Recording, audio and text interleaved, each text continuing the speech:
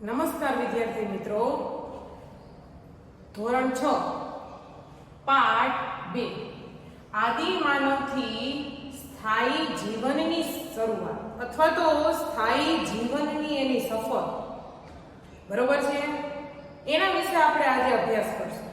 આપણે આગળના ભાગમાં જોઈ ગયા કે આદિમાનવ છે એ પોતે ખોરાકની શોધમાં ભટકતું જીવન જીવતો, પરંતુ 12,000 વર્ષ પહેલા એના જીવનમાં એવું વ્યાપક પરિવર્તન આવ્યું હોય એવું આપણે ભણી ગયા. તો એ વ્યાપક પરિવર્તન કેવી રીતે આવ્યું? તો કે એમના જીવનની બે શોધ. કઈ બે શોધ આવશે? તો કે એક અગ્નિની શોધ અને બીજું આવશે ચક્રની શોધ. આ બે શોધને કારણે એમના જીવનમાં વ્યાપક પરિવર્તન આવ્યું અને ત્યાર પછી એના જીવનમાં ધીમે ધીમે એવી જે કાંઈ પરિસ્થિતિ એમાં શું આવતો ગયો? તો કે બદલાવ આવતો ગયો. અને એ પરિવર્તનની સાથે સાથે કે પોતે એટલો ભટકતું જીવન જીવતો, બરોબર છે, અને એ બે શોધને લીધે એને કેની શરૂઆત કરી? તો કે ખેતીની શરૂઆત કરી.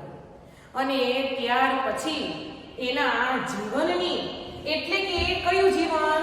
તો કે સ્થાયી જીવનની એને શું કરી?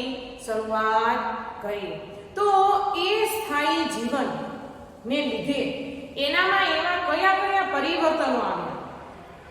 તો કે ભોજનમાં એમાં પરિવર્તનો આવ્યા, રહેઠાણ અને પોશાક, બરોબર છે. પેલા એ શું કરતો? તો કે પ્રાણીઓનો શિકાર કરી એની જે કઈ ચામડી હોય એ પોતે શરીરથી શું કરતો? તો કે પોતાનું શરીર એના વડે ઢાંકતો. હવે આગળ જોશું કૃષિની શરૂઆત. આદિમાનવે કૃષિની શરૂઆત અને પશુપાલનની પ્રવૃત્તિ, કે પોતે કૃષિની શરૂઆત, ખેતીની શરૂઆત તો કરી, પરંતુ સાથે સાથે જે કાંઈ ઘેટા, બકરા, ગાય, ભેંસ, કૂતરો એ પોતે પાળતો થયો, પાળતું પ્રાણીઓ, બરોબર છે. અને એ પશુપાલનની પ્રવૃત્તિ સાથે આદિમાનવનું જે કાંઈ ભટકતું જીવન હતું એ ભટકતા જીવન તરફથી એનું જીવન કેવું બની ગયું? તો કે સ્થાયી જીવન બની ગયું. તો ભટકતા જીવનમાંથી સ્થાયી જીવનમાં એનું શું થયું કહેવાશે? પરિવર્તન અથવા તો પરિવર્તિત, બરોબર છે. આગળ જોશો કે કૃષિ માટેના સ્થળો. આપણને ખબર જ છે કે આપણો દેશ છે ને એ ખેતી પ્રધાન, કૃષિ પ્રધાન દેશ છે અને આપણે પણ અહીંયા ખેતી જ કરીએ છીએ. તો એ ખેતી માટેની પ્રવૃત્તિ એવી છે કે આપણે ખેતરને છોડીને ક્યાંય જઈ શકાતું નથી. કે આપણે જઈ શકાતું નથી મતલબ કે કાયમી માટે વસવાટ કરવો હોય તો આપણી જ્યાં ખેતી નજીક હોય એમાં આપણે વધારે પડતી સગવડતા રહે છે. શા માટે? તો કે પાકને ઉગતા છે ને થોડો સમય લાગશે, 4 થી 5 મહિના, 4.5 મહિના, બરોબર છે. હવે એ 4.5 દરમિયાન, 4.5 મહિના દરમિયાન એ પાકને જો કંઈ એવું ખડ કેવું થશે તો એને નીંદવું પડશે, અથવા તો એને સમયસર કેની જરૂર પડશે? તો કે પાણીની જરૂર પડશે.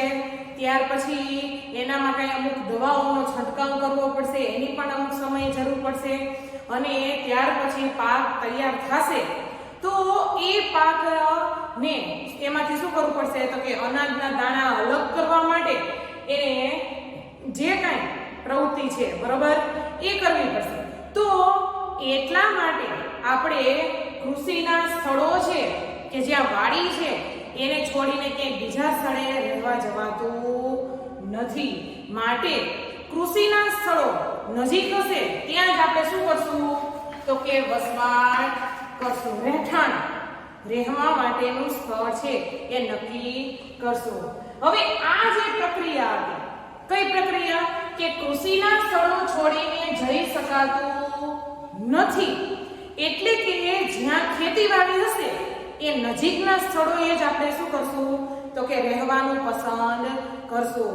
અને આ પ્રક્રિયાને લીધે ભારતમાં કયા જીવનની તો કે સ્થાયી જીવનની શું થઈ શરૂઆત થઈ કે આદિ માનવ છે એ જે કાંઈ ભટકતું જીવન જીવતો એનાથી એનો શું આવી ગયો અંત આવી ગયો અને પોતે સ્થાયી જીવનની એને શું કરી તો કે શરૂઆત કરી ત્યાર પછી એ ખેતી કરતો થયો એ ખેતીના દાણા છે અનાજ બરોબર એનો સંગ્રહ કરવા લાગ્યો હવે એને એ પણ સમજ થતી કે આ વસ્તુ છે એ 12 માસે મળશે નહીં વર્ષમાં એકવાર આથી અનાજનો સંગ્રહ પણ કરવા લાગ્યો અને અનાજના સંગ્રહ માટે માટીના માટલા ઘડા એને બનાવવાની શું કરી તો કે શરૂઆત કરી અને આ એના જીવનની બીજી એક નવી પ્રવૃત્તિ કહેવાશે કે એને ચક્રની શોધ કર્યા પછી એના ઉપર એ શું કરતો થયો તો કે માટીના માટલા અને ઘડા પણ એ બનાવવાની એમણે શું કરી શરૂઆત કરી ભટકતા જીવનનો અંત આવતા હવે એને કઈ જીવનની શરૂઆત કરી તો કે સ્થાયી જીવનની શરૂઆત કરી તો ભટકતા જીવનનો અંત આવતા તેમના હવે એક બીજા પોતપોતાની રીતે જીવતા ભટકતું જીવન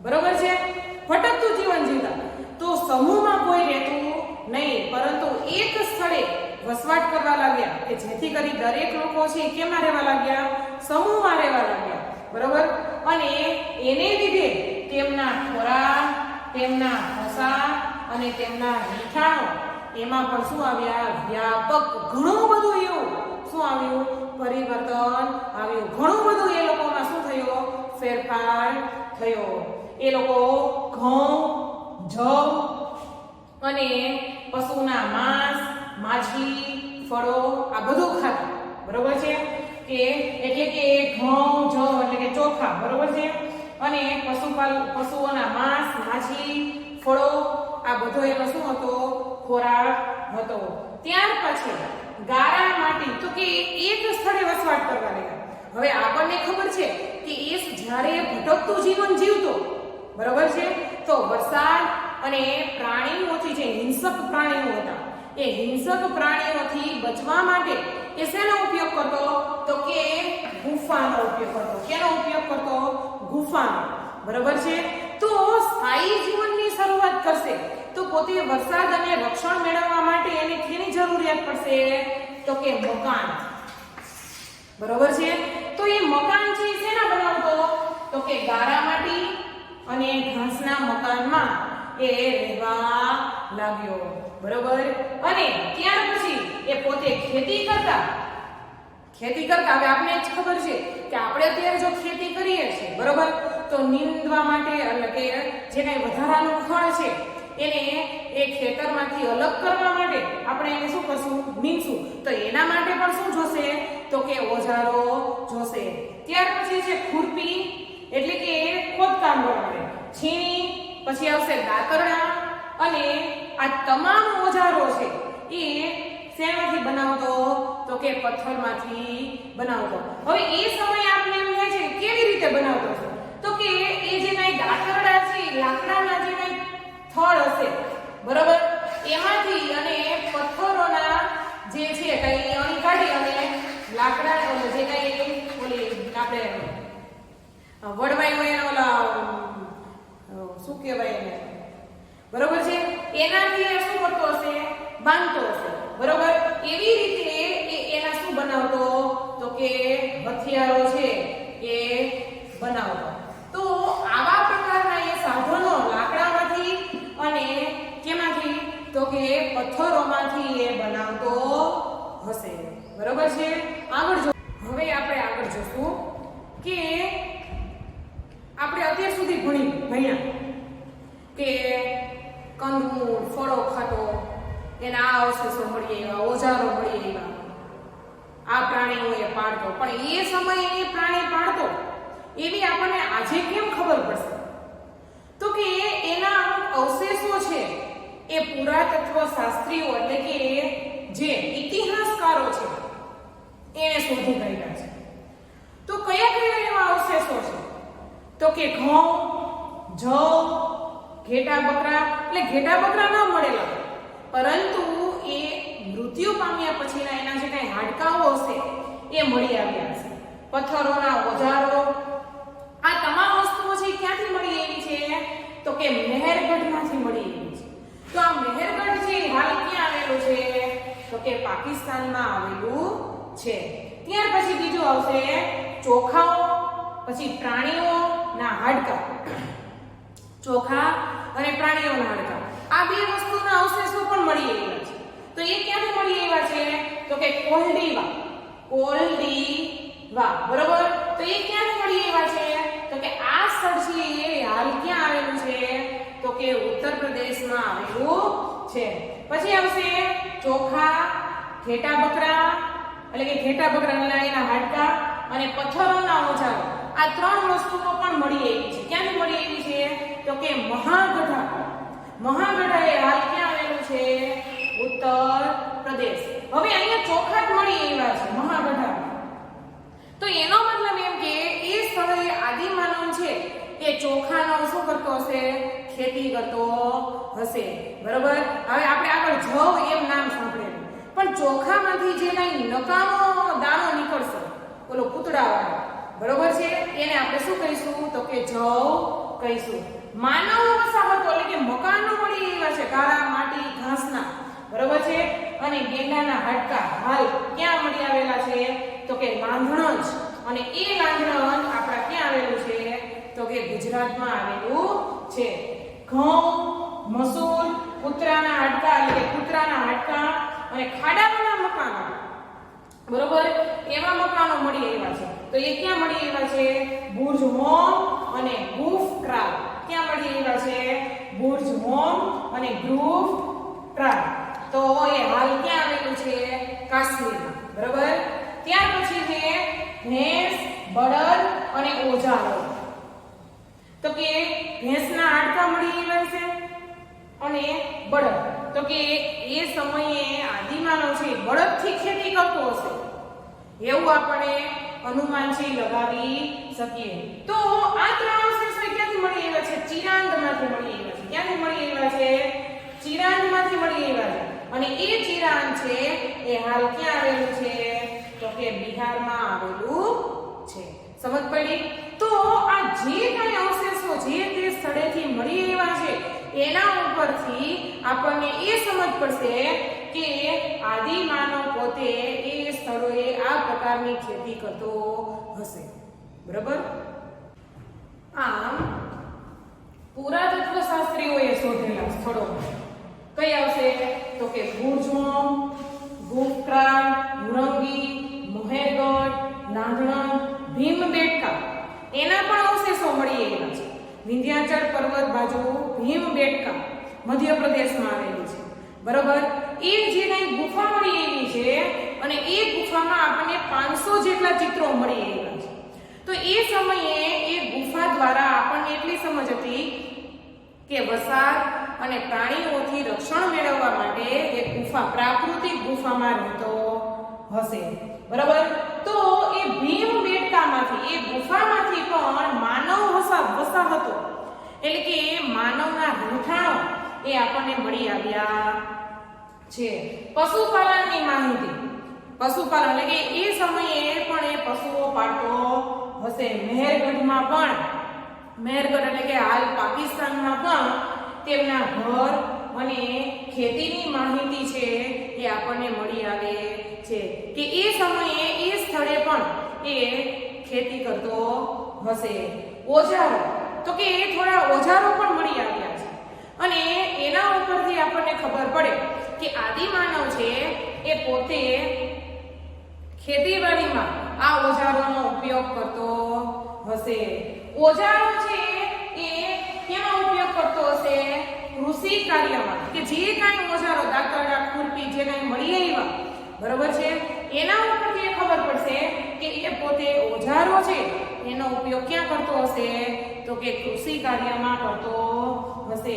પ્રાચીન સમયમાં મહેરગઢ, બરોબર, મહેરગઢ એટલે કે પાકિસ્તાનમાં એ પ્રાચીન સમયનું જ્યારે ભારત અને પાકિસ્તાન એમ બે ભાગ ન હતા ત્યારે આ મહેરગઢ છે એ ભારતનું સૌથી પ્રાચીન ગામ હતું.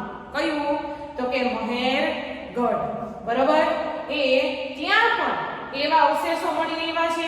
કેવા? તો કે ખેતી એટલે કે અનાજના દાણા મળી આવ્યા છે. એના ઉપરથી એમ ખબર પડશે કે આદિ માનવ છે એ ત્યાં શું કરતો હશે? ખેતી કરતો હશે. એટલે કે કૃષિ સાથે એ સંકળાયેલો હશે. ખેતી, ઘેટા બકરા પણ પાડતા હશે, કારણ કે ઘેટા બકરાના પણ એવા હાડકાના અવશેષો છે એ મળી આવ્યા છે. હવે એ સમયે એણે એવા કોઠારો જોયેલા. એ કોઠારો ઉપરથી ગારા અને માટીના જે કંઈ કોઠારો બનાવવામાં આવતા, એના ઉપરથી ખબર પડતી કે એ સમયે પણ અનાજનો સંગ્રહ એ આખા વર્ષનો અનાજનો સંગ્રહ છે એ કરતા હશે. એ સમયે તેઓ લંબચોરસ ઘરોમાં રહેતા, કે લંબચોરસ આકારના એવા શું મળી આવ્યા છે? તો કે મકાનો મળી આવ્યા છે. અને એ સમયના આ અનાજ સંગ્રહ માટેના જે કંઈ કોઠારો પણ મળી આવ્યા છે, એના ઉપરથી પણ આપણને ખબર પડશે કે એ પોતે અનાજનો શું કરતો હશે? તો કે સંગ્રહ કરતો હશે.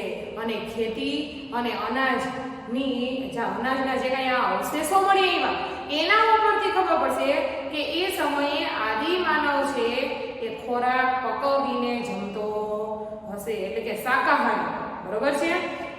આગળ જોશું તો કે મહેરગઢમાં મળી આવેલા પુરાવા મુજબ, મહેરગઢ એટલે હાલનું પાકિસ્તાન, કે એ સમયે ખોદકામમાં જે કાંઈ મૃત્યુ પામનાર જે વ્યક્તિ, એને જે કાંઈ દફનાવવામાં એટલે કે દાટવામાં આવતું, તો એ માન સન્માનથી દફનાવવામાં આવતું. હવે એ સમયે માન સન્માનથી કેવી રીતે? તો કે એક જગ્યાએ એક કોક વ્યક્તિને જે દફનાવવામાં આવ્યો છે, એ વ્યક્તિની સાથે સાથે બકરીને પણ શું કરવામાં આવી છે? દફનાવવામાં આવી છે. એના પુરાવા પણ પુરાતત્વ શાસ્ત્રીઓએ શોધી કાઢ્યા છે. હવે આપણે ખબર પડશે કે એમ કેમ ખબર પડે કે ખોદકામ સમયે જે મનુષ્યનું જે હાડપિંજર મળી આવે છે, એની સાથે સાથે બકરીના હાડકાઓ છે એ પણ શું થાય છે? તો કે મળી આવે છે. એ સમયે આ જે વ્યક્તિની સાથે પોતે કયા પશુને પાળતો હશે, એની પણ આપણને જીવનની કલ્પના અને એ સમયના લોકોની માન્યતા એવી હશે કે જે વ્યક્તિ પોતે જે પશુ પાળતો હશે એને એની સાથે શું કરી દેવામાં આવતી હશે? દફનાવી દેવામાં આવતી હશે. આ મૃત્યુ પછીના એના જીવનની કલ્પના અને એ લોકોની માન્યતા એ આ બાબત સૂચવે છે. મહારાષ્ટ્રમાં ઈનામ ગામ, જે મહેરગઢ છે એ ભારતનું પ્રાચીન ગામ ગણી શકાય છે. એવી જ રીતે એ સમયમાં મહારાષ્ટ્રનું જે કંઈ આ ઈનામ ગામ છે, એ પણ સૌથી જૂનું અને પ્રાચીન ગામ છે એ ગણાવી શકાય છે. અને મહારાષ્ટ્રમાં પણ આ ઈનામ ગામ સ્થળ છે એ મળી આવ્યું છે. એમાં પણ બાળકોના મૃતદેહો, કે બાળકો મૃત્યુ પામ્યા હોય નાના, બરાબર, એને પણ દફનાવવામાં આવ્યા હોય એવા અવશેષો છે એ મળી આવ્યા છે. એ સમયે મહારાષ્ટ્રમાં જો મહેરગઢમાં લંબચોરસ મકાન મળી આવ્યું છે, બરાબર. આગળ જોયું કે ભાઈ આદિ માનવ છે એ આવી રીતના ઝૂંપડી બાંધીને શું કરતો? તો કે એ વસવાટ કરતો. બરાબર છે. પછી તમને ચોપડીમાં આપ્યું છે ચિત્ર કે અત્યારે જે પ્રકારના મકાનના બાંધકામ છે, ચોરસ પ્રકાર, ખાડાવાળા, બરાબર, તો એવી રીતના પણ એ મકાન છે એ મહેરગઢમાં મળી આવ્યા છે. અને એ સમયે ગોળ આકારના મકાનો, તો કે આપણે ઘણી જગ્યાએ આવા પ્રકારના મકાનો છે એ જોયા હશે, બરાબર. તો આવા પ્રકારના મકાનો છે એ મળી આવ્યા છે, બરાબર. ત્યાર પછી પશુપાલન, કે મહારાષ્ટ્રના ઈનામ ગામમાં એ સમયે પણ ત્યાંના લોકો પણ છે પશુપાલન સાથે જોડાયેલા હતા, કારણ કે ત્યાંથી પણ પશુઓના હાડકા અને એવા અવશેષો છે એ પુરાતત્વ શાસ્ત્રીઓએ શું કર્યા છે? તો કે શોધી કાઢ્યા છે. એ સમયે મહારાષ્ટ્રના જે કંઈ લોકો ખેતી કરતા હશે તો એમાં બાજરી અને જવ એ પણ ઉગાડવામાં આવતા હશે. એટલે કે એ ત્યાંના લોકો છે એ બાજરી અને જવની શું કરતા હશે તો કે ખેતી કરતા હશે. અહીંયા આપણે આ ચેપ્ટર છે એ શું કરશું પૂર્ણ કરશું. અને આપણે જે કાંઈ હોમવર્ક છે એમાં આગળ શું પૂરીશું તો કે સ્વાધ્યાય પોથી છે એમાંથી જોઈ દરેકે સારા અક્ષરે પૂરવાની છે.